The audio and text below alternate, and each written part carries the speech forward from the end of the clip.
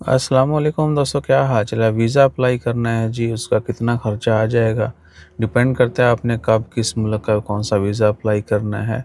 उसकी certain requirements होती हैं, वो पूरी करें और आप ख़ुद भी सब कुछ कर सकते हैं, किसी की सर्विसेज भी ले सकते हैं। ठीक है ना, खुद करेंगे तो थोड़ा बचत हो जाती है। ठीक है। ये कमेंट है जवान का, तो इनको रिप्लाई पहले भी मैंने किया हुआ है। सोचा मज़ीद एक वीडियो का इजाफ़ा कर देते हैं और कुछ ज़्यादा डिटेल इन्फॉर्मेशन आपसे शेयर करते हैं। क्लाइंट मुश्ताक साहब हैं जी। वालेकुम अस्सलाम। यूरोप की इन्फॉर्मेशन लेनी थी, कितना ख़र्चा हो जाएगा, ओमान में हूँ।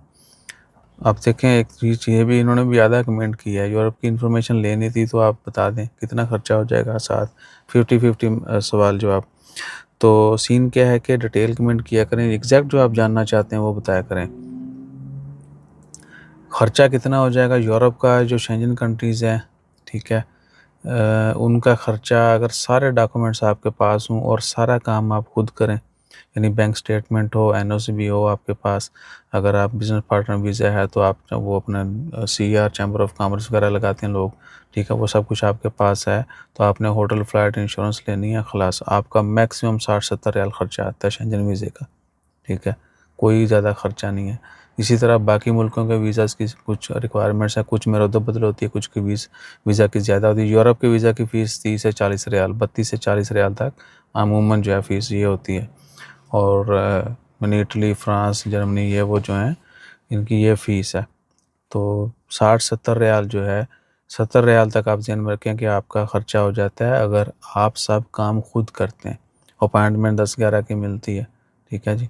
तो 50 वीज़ा फ़ीस अपॉइंटमेंट 50 दिए होगी, बहुत सस्ती भी इंश्योरेंस फ़्लाइट टिकट अगर कोई आपको देगा तो 20-30 की तो देगा, तो 70 रियाल फ़िक्स आपका ख़र्चा आना ही आना है। अगर कोई आपको सर्विस जारी देता है, आपका फॉर्म फिल करना है, बाकी सारे डॉक्यूमेंट्स की प्रिपरेशन है, उनमें काफ़ी सारी चीज़ों का ध्यान रखा जाता है, तो सही प्लान किया जाता है कि कौन सी डेट्स आपने ट्रैवल की जो है वो देनी है।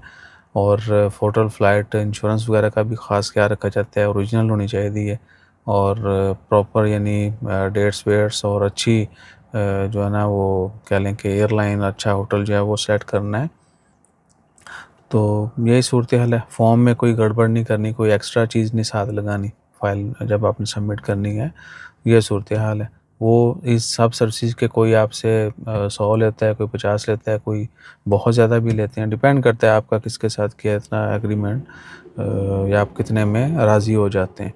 सही है जी। और उसके बाद बस वीज़ा अप्लाई करें और बैठ जाएँ मसल्ले पे। अल्लाह ताला खैर करे कि वीज़ा लग जाए, ठीक है ना। और इसके अलावा अगर आपको कोई ये बताए कि जी ये रिक्वायरमेंट नहीं है, वो है, ऐसा है, वैसा है, तो भाईजान फिर जो है ना आप बातें ही सुनें, ठीक है, फिर आप एक्शन मत लें। क्योंकि सारी रिक्वायरमेंट्स एम्बेसीज़ की वेबसाइट्स के ऊपर पड़ी है, वीएफएस, बीएलएस पे भी जाएँगे, वहाँ पर भी सारी रिक्वायरमेंट होती है। तो आपने आपसे जितनी जो चीज़ जब माँगी गई है उतना ही दें। एक्स्ट्रा ऑर्डिनरी कुछ चीज़ लगाने की या एफिशिएंसी मारने की कोशिश करेंगे तो वो आगे जो बैठे हैं वो हमारे लेवल के नहीं हैं, या उस लेवल के तो वो हैं नहीं जिसने आपको ये सब मशवरे दिए हैं। हम लोगों को थक गए बता के भाईजान, अगर किसी ने आपसे प्लान मांगा है, ठीक है, या कहीं ऑप्शनल भी लिखा हुआ है कि जी ऑप्शनल है, आप ट्रैवल प्लान साथ लगाएं, तो आपने लगाना है।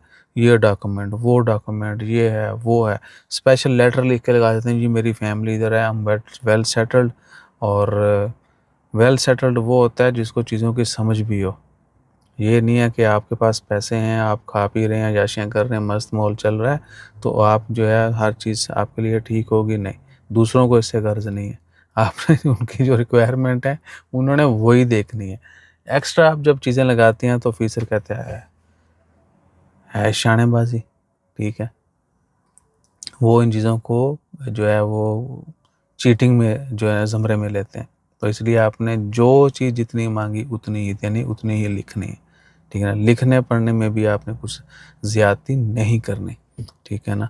सो अपना ख़्याल रखिएगा, दुआ में याद रखिएगा। हमारी सर्विस भी चाहिए हो तो ये व्हाट्सएप नंबर है स्क्रीन के ऊपर, आपने सिर्फ लिख के मैसेज करना है, डिटेल मैसेज करना है। आओ आओ शाओ वॉइस मैसेज का रिप्लाई नहीं किया जाएगा। जज़ाकल्लाह, अल्लाह हाफ़िज़।